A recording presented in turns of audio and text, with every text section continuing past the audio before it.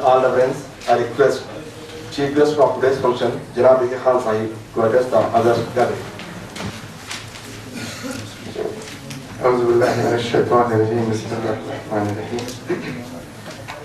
Distinguished guests on the dais and respected audience, rarely do we come across such an insightful, profound keynote address as we had just now had from Professor Abdur Rahman Momin Sahab. We are all really grateful to him for all the enlightenment he has provided. Though we have been in Hyderabad, many of the things that he mentioned over Jamia Nizamia, his contribution and the intellectual environment it has created in the Islamic culture of Hyderabad, many of us, I doubt whether we are aware of in such a great depth. We are really grateful to him. I'm sure he'll keep visiting Hyderabad and keep talking to us on topics of such relevance and importance. Today we are all here to recall the services rendered by Shaykh al-Islam, Imam Anwarullah Farooqui Sahab, to not merely the Hyderabad society, the Indian society, the world at large. Most of the times, great people like him, their legacy is the institutions that they leave behind. The thought and the generations and generations of students who are influenced by such profound people, that is their legacy. 140 years of its existence, what Jamia Nizamia has done to Hyderabad, and to give up the spirit of Islam, Islamic culture, Islamic sciences, Islamic jurisprudence, is a testimony to the contribution of the great personality. I am not, in fact, though I wanted to dwell a little into this aspect and then talk about it. After hearing the keynote address, I am not mustering the courage to speak anything further on this.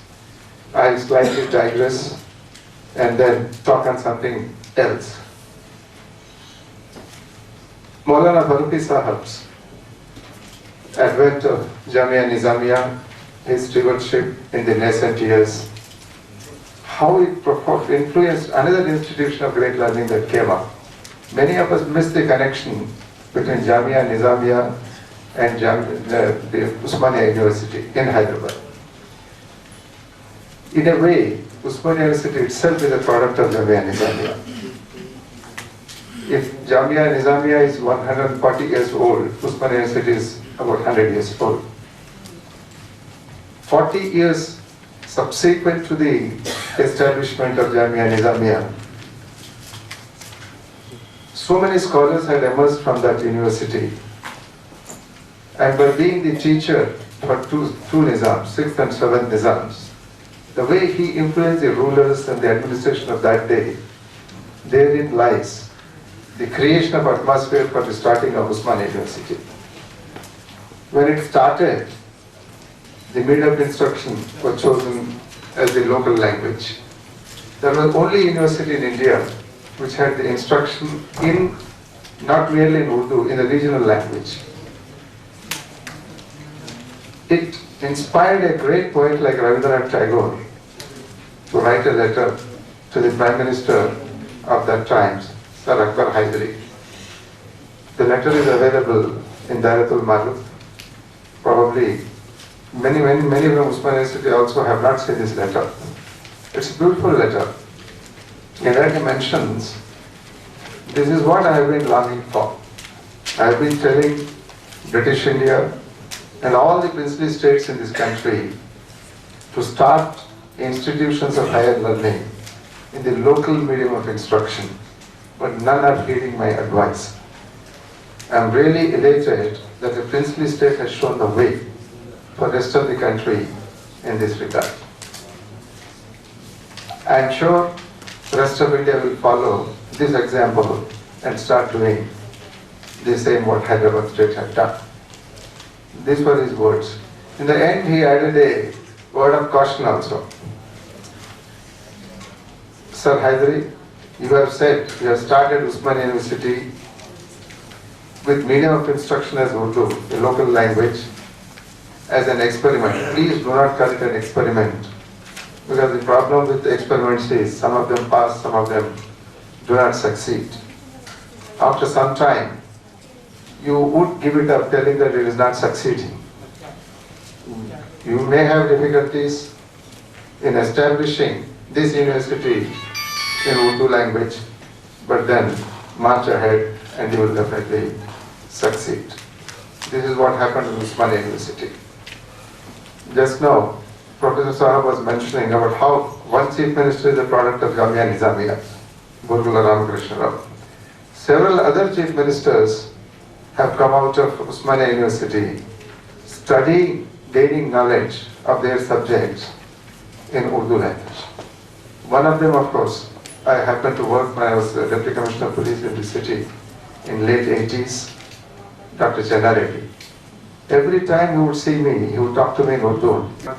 Too comfortable with the standard of Urdu at that time. He would tell, I have done my MBBS, I have become a doctor by studying in Urdu. There are other chief ministers of the neighboring states, of Maharashtra and Karnataka also, who have prosecuted their education in Urdu from Uthmaniyya University and went on to become the chief ministers. And there was one prime minister also who was associated with Uthmaniyya University and studied Urdu there. So indirectly, that is also the contribution of Jamia Nizamia and its founder. The other point now, without going off too much of the tangent and diverting, going into digression. When we talk of Maulana Farooq Sahab's contribution to social reformation, any great reformer in 18th, 19th centuries, perhaps even earlier to that, was very, very conscious of the fact that unless you pin your hopes in education, you cannot reform the society.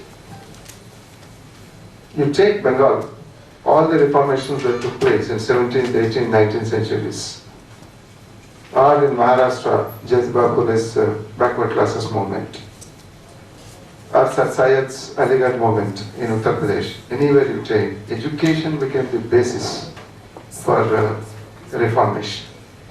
And even in Hyderabad, to enlighten the community, to keep them on the right path, and to take them on the path of progress, education was taken as the key. That's how the Jamia Nizamia was established. These days, when the Muslims, the community as a whole, gets derailed internationally, that this is a backward community, it does not want to get into the knowledge society, 1.85 billion population in the world, and it does not produce even one Nobel laureate anywhere in decades and decades. It really pains all of us to hear all these insinuations. It was not like this, and Islam's essence and Islam's teachings are not associated with moving away from knowledge. In fact, to the contrary, Islam always said that acquisition of knowledge, that is the be all and end all of the human existence. You take Prophet Sallallahu Alaihi Wasallam's teachings. The first word that he was introduced to when he was unto the advent of Islam was Iqra, read, read, read. 2-3 examples if you take of his hadith, that the first one could be how in the wars when you used to pick up slaves. So anybody who was defeated, the armies used to get enslaved. The release of slaves, either through payment of ransom, or if there is a learned person, you teach another one and you get freed. It shows what a profound import that was associated with the education those days were. There are a lot of times when he used to mention And one very good thing that he was mentioning recently, it came up in a particular school, a girl of class 9, all of us knew it, but I was happy that a girl of class 9 also was studying that. How in the pursuit of education, pursuit of knowledge, you can go to any part of the world, even go to China to acquire knowledge. This is what Prophet Muhammad had told us. That was the end of the known world at that time, China. He said it was very difficult to cross over and go to those parts, but if knowledge is available somewhere, you go acquire from there and come. Quranic teachings, I need not get into to buttress the point further, except one small mention that I would make.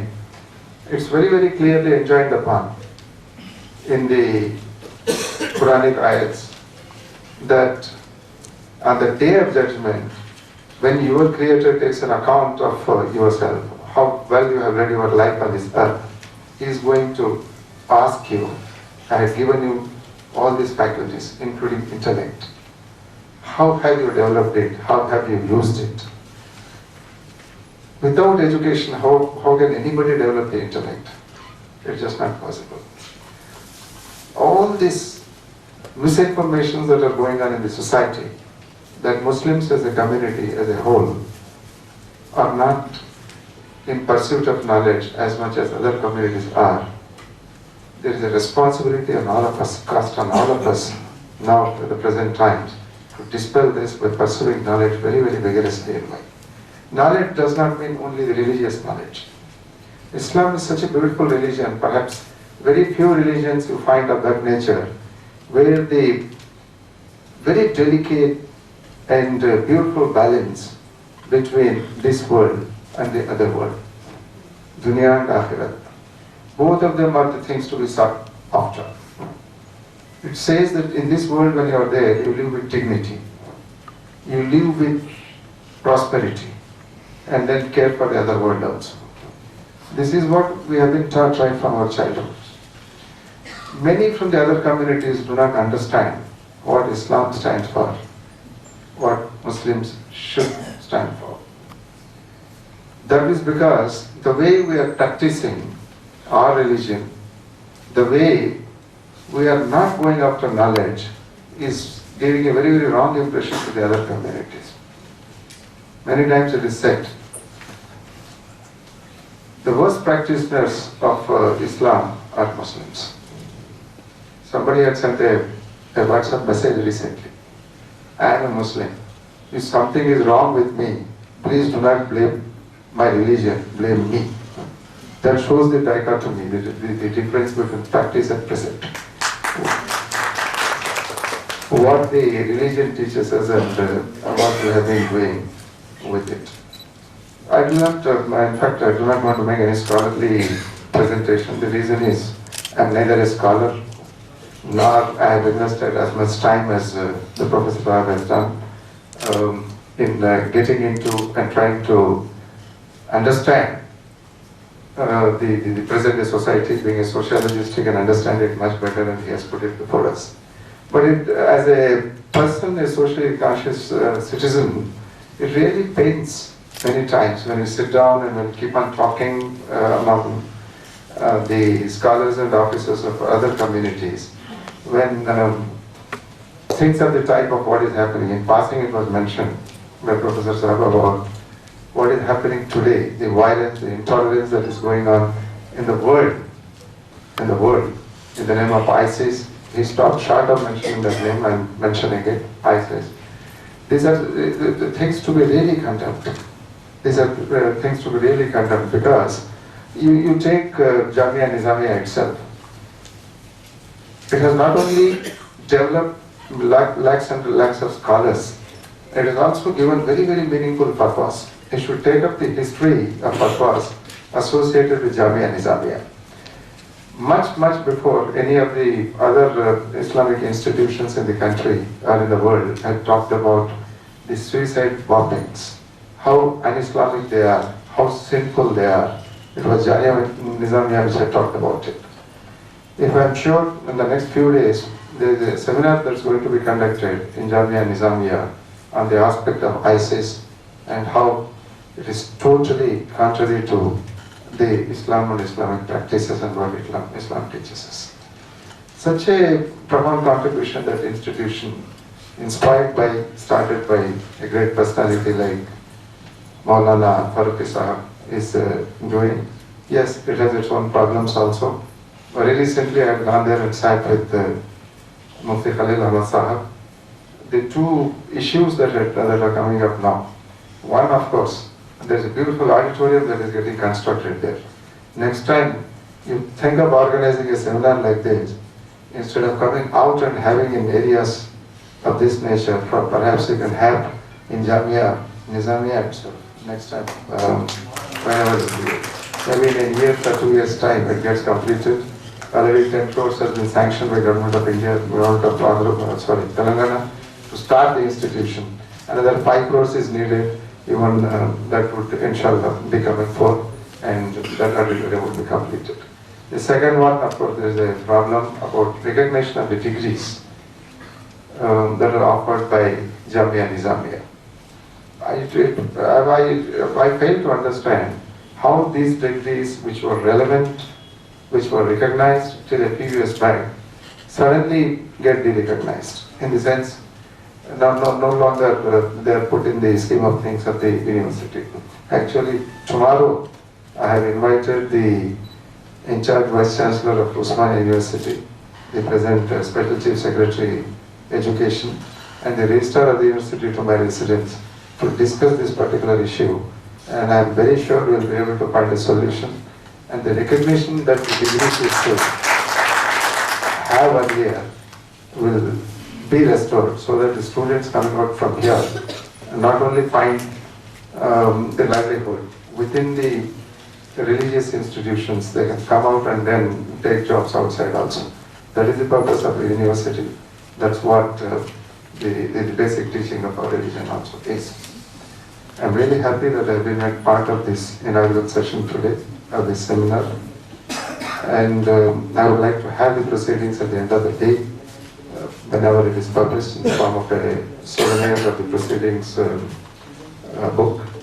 And I will definitely go through it with attention and take it to the notice of the government also in case something needs to be done there, so that we get understood properly and better by other communities. And the reinvention of the institutions also is very, very important.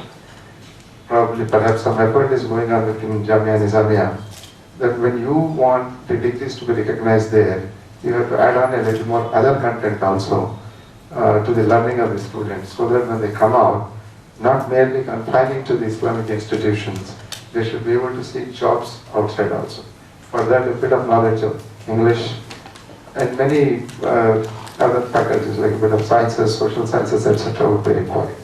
If you go back into history and see, from 7th to 15th centuries of Islamic history, that was the most glorious period when it comes to the knowledge part in Islam. Earlier, of course, India, China, and many other countries which had developed a lot of civilization, that knowledge was not only translated into Arabic and many other languages in the Middle East between 7th and 15th centuries. The best of the libraries in the world were in the Islamic world. In Alexandria, in Damascus, in Baghdad. Same way as you have Darul Marif here, every one of these cities had departments of translation. Huge amounts of knowledge. It's not merely religious knowledge, much beyond that, alchemy, all astral sciences, astrophysics, astronomy, all those sciences, and medical sciences. The first surgeries that were performed, mathematics, first numerals and then many of the mathematical principles that we talk about, all that was available at that particular time.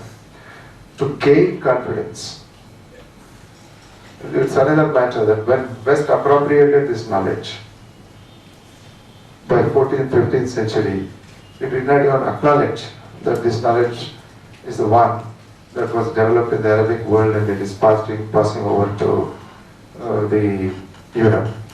When that knowledge was evolving here in Middle East, the rest of the world is in dark ages. Europe was fighting among itself. All those countries were fighting among themselves. Australia, New Zealand were not known. North America, South America were not known. As Australia, Africa was considered a dark continent.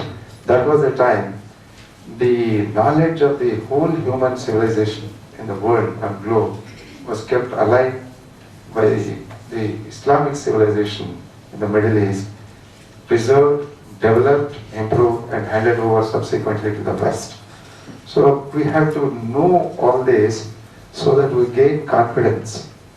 You gain confidence in yourself by knowing what was possible, what you have done in the past, so that on the bedrock of that, on the foundation of that, you march ahead and then get those days of glory back, develop the community, and also find a rightful place.